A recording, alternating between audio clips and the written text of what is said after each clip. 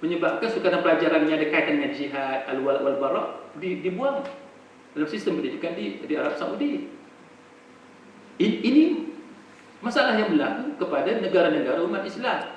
Padahal di Arab Saudi ada hudud, kan? Tapi mereka Arab Saudi tidak mengamalkan 100% undang-undang Islam.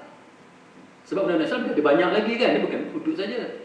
Sebab itu saya mengatakan bahawa kalau kita nak cari, kalau kita mendefinisikan negara Islam itu sebagai negara yang 100% Islam, jawapan dia tidak ada.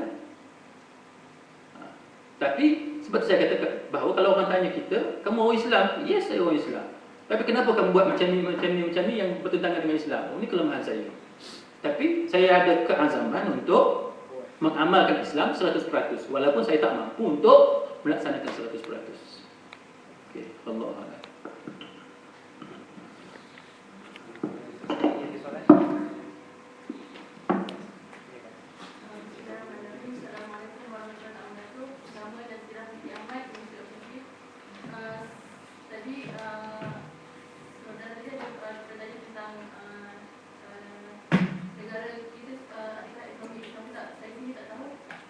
Ekonomi negara kita jenis apa?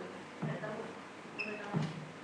Sebab macam tadi kamu ada sembang-sembang dia kata oh negara kita demokrasi. Saya memandang demokrasi hanya pada politik, bukan pada ekonomi. Saya nak tahu apakah sebenarnya jenis ekonomi negara kita. Soalan ini umum kan? Pilih dari mana?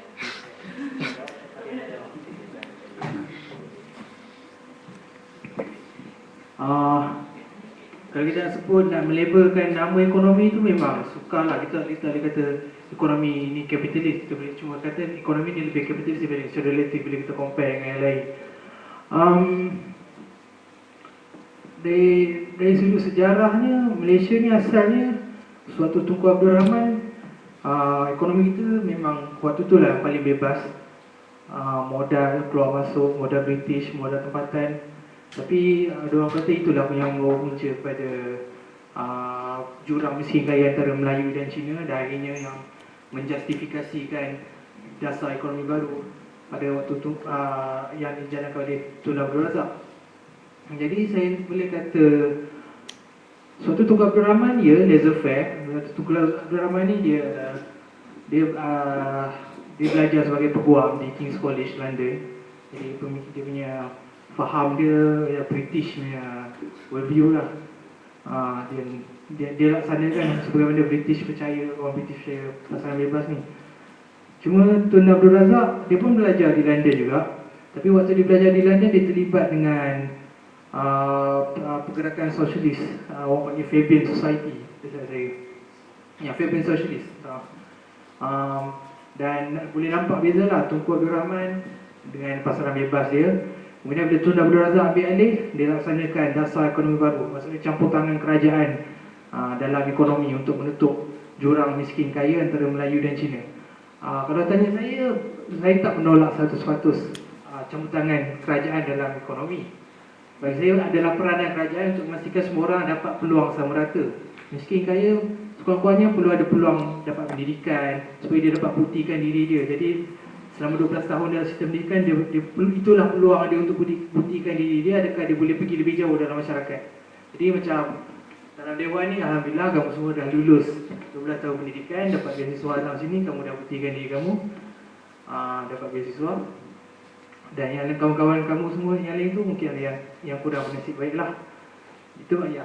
Bukan semua campur tangan kerajaan tu buruk. Dan legasi Tun Abdul Razak ni lah sehingga sekarang yang membelakangi ekonomi kita, dasar ekonomi baru, campur tangan yang sangat berleluasa lah. Dia kawal universiti, dia kawal sistem perniagaan, penggunaan wang pembayar cukai untuk GLC, untuk syarikat-syarikat berkaitan kerajaan. Ya, dalam ekonomi Malaysia memang masih banyak diarahkan oleh kerajaan. Cuma kalau nak bandingkan negara lain, kita masih okey lagi lah. Ambil contoh macam pasaran stok, biasanya 80% duit dalam saham pokoknya BSKL. 80% BSKL tu semua duit kerajaan tu, bukannya duit swasta. Tapi by comparison we are still kita masih negara kedua paling bebas dari sudut ekonomi di Asia Tenggara selepas Singapura. Jadi kita sekarang berada di sini ke mana arah kita? Okay, kita lihat pembentukan politik. Najib dia bercakap tentang new economic model ekonomi baru. Sebelum ni ayah dia Tun Abdul Razak cakap dasar ekonomi baru, dia pula cakap pasal model ekonomi baru. Jadi dia orang anak beranak ni suka memperbaharui ekonomi dia.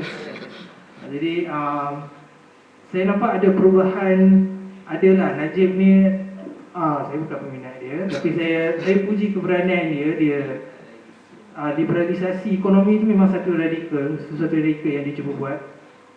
Kebanyakan orang dalam parti dia pun saya nampak ada yang tak setuju. Malah perkasa tu salah satu bukti yang orang parti dia ni tak setuju dengan dia.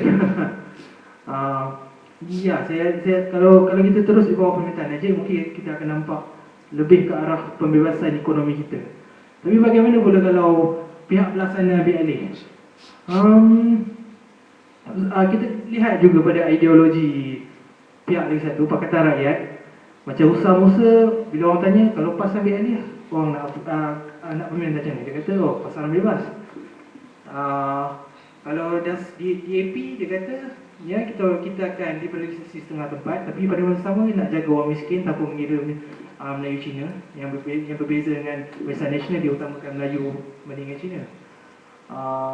Dan tanya pada Pakatan Rakyat, dulu sebab tu saya bekerja di Ideas, saya ada hadiri beberapa seminar diorang ni ada masalah. Mungkin diorang terlalu diorang tak ada idea framework dan diorang cuba isi lah benda tu. Sekarang ni diorang bercakap tentang social market economy, bentuk ekonomi yang diamalkan di Jerman, di mana kerajaan sediakan sebelum ni sosialisme berkenaan kerajaan memiliki faktor ekonomi. Jadi ada sosialis baru, the new left, the so-called jalan ketiga, diorang kata kerajaan tak perlu memiliki faktor ekonomi, cukup sekadar biarkan pasaran mencipta kekayaan, kerajaan cuma cukai kaum kaya dan agihan kepada miskin, dan itu saja. Dan nampaklah ideologi parti-parti. Dan jadi kalau nak lihat ke mana ke arah kita lihat pada idea-idea yang popular lah dalam arena politik kita. Assalamualaikum warahmatullahi wabarakatuh. Nama saya Raja Muhammad Firudin Belosi. Saya nak tanya soalan kepada Azman. Jadi yang tadi saudara Tupri tanyakan, apakah ada tak model negara yang mengamalkan ekonomi Islam? Kenapa kita nak tengok ekonomi Islam kan? Kita tengok, saya cuba bawa perspektif lain pada contoh yang sedia ada yang dia telah mengamalkan kapitalisme, Amerika.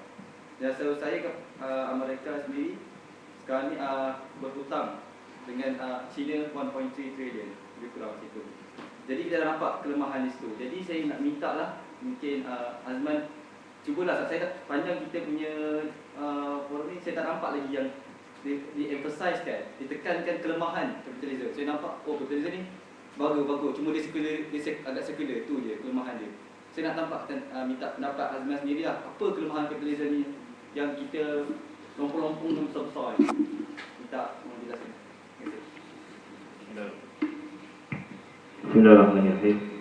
Terima kasih kepada saudara Raja Muhammad Khairuddin. Soalan yang ditanya ialah apakah kelemahan kapitalisme? Sebab kita tengok model negara yang mengamalkan kapitalisme, Amerika Syarikat hutang dengan China 1.3 trilion. Jadi kelemahan tetap ada. Dalam mana-mana ideologi pun kelemahan tetap ada. Sebab itu ada ideologi yang contoh saya ambil kapitalisme, sosialisme, libertarian dan sebagainya. Ada beberapa benda yang sama dengan Islam. Contohnya kapitalisme, tapi ada yang tak sama dengan Islam. Kapitalisme ada kekuatan tapi ada kelemahan. Jadi kalau tanya saya apakah kelemahan kapitalisme liberal yang diamalkan seperti di Amerika Syarikat, kita kena jelas sebab kapitalisme itu sendiri banyak jenis. Okey. Jadi apakah kelemahan kapitalisme liberal seperti yang diamalkan di Amerika Syarikat? Bagi saya yang pertama saya sebut tadi nilai, menyebabkan orang membujur lalu menghitam patah demi untuk menambahkan accumulation of capital, buat itu buat ini dan sebagainya, dan akhirnya rugi. Kemudian isu hutang. Kalau kita tengok secara lebih mendalam dalam isu hutang ni, sebenarnya dalam kapitalisme sendiri ada banyak perbezaan percanggahan pendapat antara macam mana nak uruskan hutang negara. Sebagai contoh, apa yang berlaku di Amerika Syarikat sekarang, hutang tinggi mencecah 15 trilion dolar yang bank bernangkir kata sampai kiamat pun US takkan dapat bayar.